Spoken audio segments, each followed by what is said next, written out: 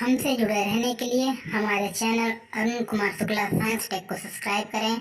New updates पाने के लिए बेल को दबाएं और ग्रुप चैट और क्वेश्चन पूछने के लिए दिए गए नंबर पर मैसेज करें।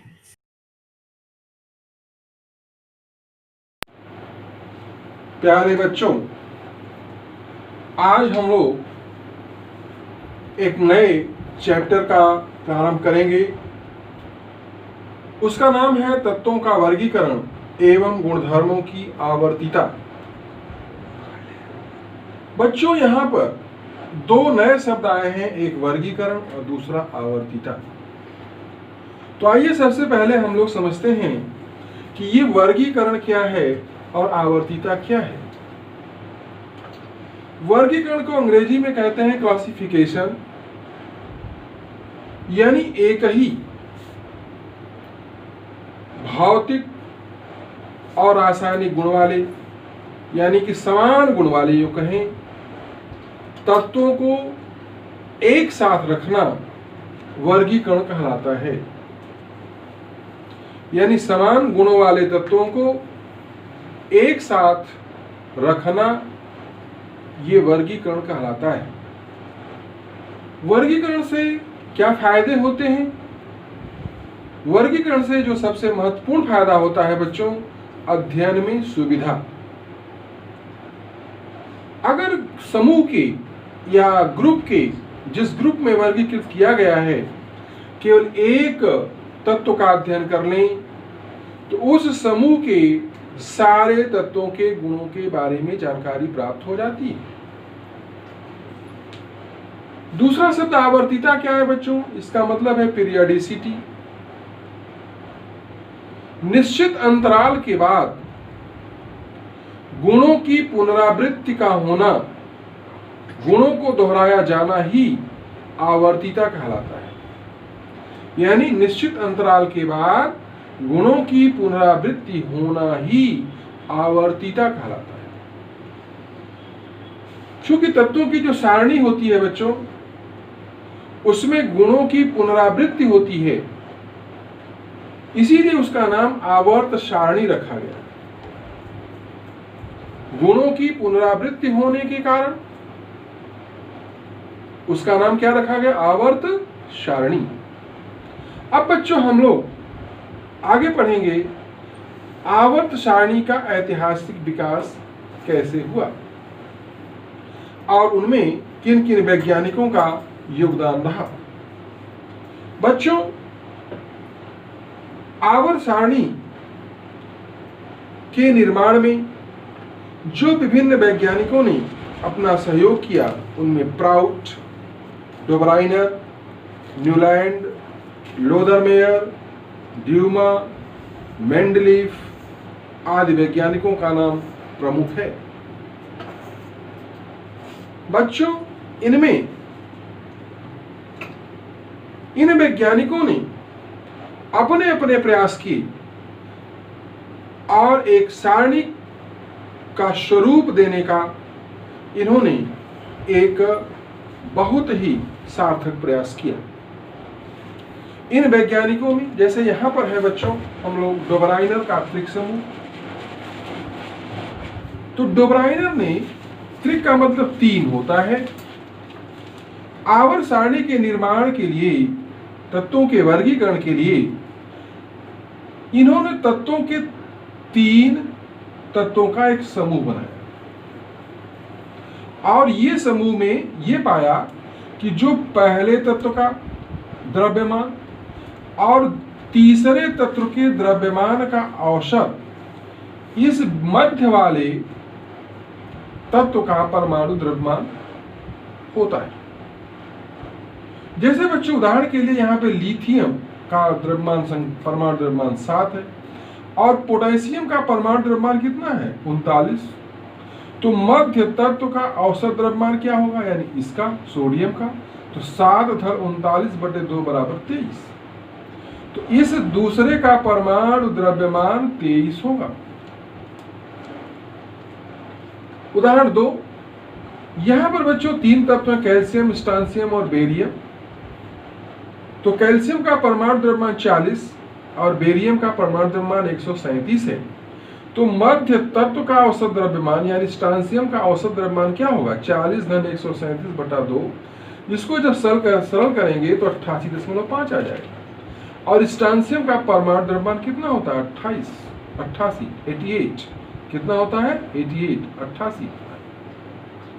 इसी प्रकार एग्जाम्पल 3 में क्लोरीन, ब्रोमीन और आयोडीन है। अगर इनको बढ़ते हुए परमाणु द्रव्यमान के क्रम में रखा जाए तो पहले का परमाणु द्रव्यमान 35.5 और तीसरे का 127, और इसका जो औसत होगा तो जो मध्य तत्व का औसत द्रव्यमान आएगा वो 81.25 आता है, और ब्रोमीन का परमाणु द्रव्यमान 80 होगा। कितना होता है बच्चों? 80। तो इस डोबराइनर ने कुछ तत्वों के तो त्रिक समूह बनाए, लेकिन अन्य तत्वों के त्रिक समूह वो न बना सके, जिस कारण से इनका ये जो विचार है वो असफल रहा। अब बच्चों न्यूलैंड का अष्टक नियम, न्यूलैंड्स लॉ ऑफ ऑक्टेव्स। जैसे बच्चों संगीत में अष्टक होता है सा रे गा मा प ध नी सा, तो सा रे गा मा प ध नी सा यानी कि पहला सा और उसके बाद 8वां सा होता है। यानी जो 8वां स्वर है वो पहले स्वर के समान है, सा रे गा मा प ध नी सा। तो इन्होंने क्या किया कि उसका आधार लेते हुए तत्वों को उनके बढ़ते हुए परमाणु द्रव्यमान के क्रम में लिखा, और जब लिखा तो ये पाया कि जैसे यहां पर पहले पर लिथियम है तो 8वें पे क्या आ गया? सोडियम। तो लिथियम और सोडियम के गुणों में समानता है। इसी प्रकार जैसे ये अगर हम पहला मान लें तो ये पहला, दूसरा, तीसरा, चौथा, 5वां, 6वां, 7वां और 8वां, तो 8वां फिर कौन आ गया? पोटेशियम आ गया। तो सोडियम और पोटेशियम के गुणों में समानता होती है। तो न्यूलैंड ने कहा कि यदि तत्वों को बढ़ते हुए परमाणु द्रव्यमान के क्रम में रखा जाए तो पहले तत्व का गुण 8वें तत्व के गुण से मिलेगा, या हम कहें 8वें तत्व का गुण पहले से मिलेगा। तो इस आधार पर इन्होंने कैल्शियम तक तो बनाया, यानी यहां तक तो गुण मिल रहे थे, लेकिन इसके आगे गुणों की पुनरावृत्ति ना हो सकी, और ये भी अष्टक नियम के आधार पर भी आवर्त सारणी का निर्माण न किया जा सका, और इनका यह भी विचार असफल हो गया। तीसरे नंबर पे बच्चों लोदर मेयर वक्र। लोदर मेयर ने तत्वों के परमाणु आयतन और परमाणु द्रव्यमान के बीच ग्राफ खींचा। ध्यान से देखिए, यहां पर y अक्ष पर तत्वों के परमाणु आयतन है सेंटीमीटर क्यूब में, और यहां पर x अक्ष पर परमाणु द्रव्यमान अंकित किए गए।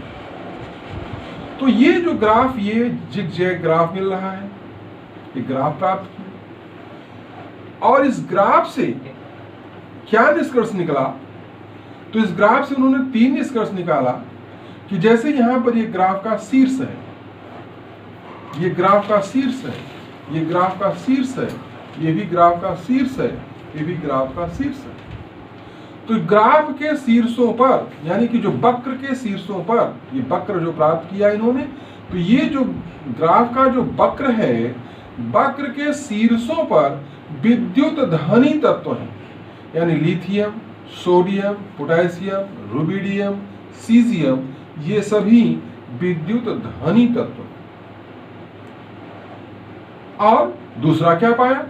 जैसे बच्चों ये ग्राफ ऊपर की तरफ ऐसे बढ़ रहा है और ये नीचे की तरफ, यहाँ पर ग्राफ ऊपर की तरफ और ये नीचे की तरफ, यहाँ पर ग्राफ ऊपर की तरफ चढ़ रहा है और ये नीचे की ओर आ रहा है।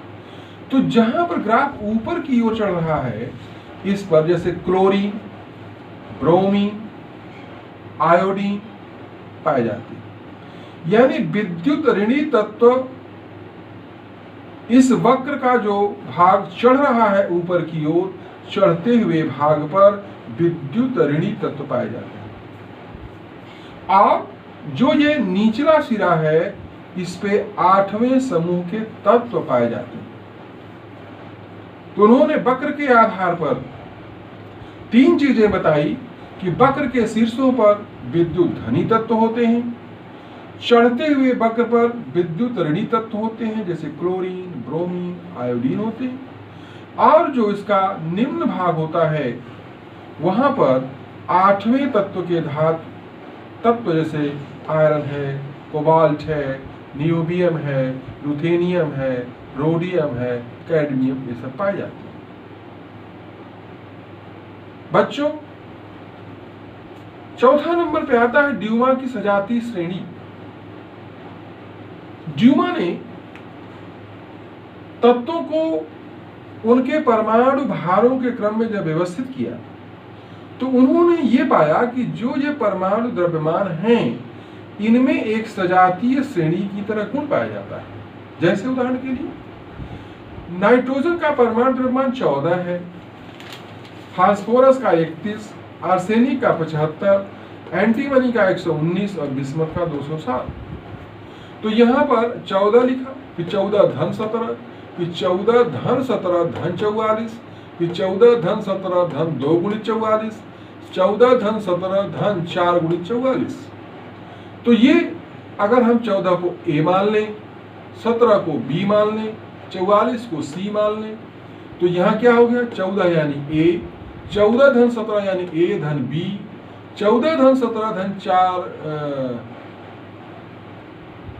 44 यानी A धन B धन C, 14 धन 17 धन 2 गुणित 44 यानी A धन B धन 2C, और 14 धन 17 धन 4 गुणित 44 यानी A धन B धन 4C। यानी ये सजातीय श्रेणी की तरह इनमें गुण पाया जाता है। लेकिन ये भी ड्यूमा की जो सजातीय श्रेणी का जो परिकल्पना थी, यह भी सफल ना हो सकी। बच्चों, आगे आते हैं मेंडलीफ। मेंडलीफ ने तत्वों को उनके बढ़ते हुए परमाणु भारों के क्रम में रखा और परमाणु भारों के क्रम में रख करके एक आवर्त सारणी का निर्माण किया, और वो काफी हद तक सफल रहे। और उन्होंने मेंडलीफ ने एक नियम भी दिया जिसे मेंडलीफ का मूल आवर्त नियम कहते हैं। तो मेंडलीफ का मूल आवर्त नियम क्या है? ध्यान से सुने। तत्वों के भौतिक तथा रासायनिक गुण उनके परमाणु द्रव्यमानों के आवर्ती फलन होते हैं।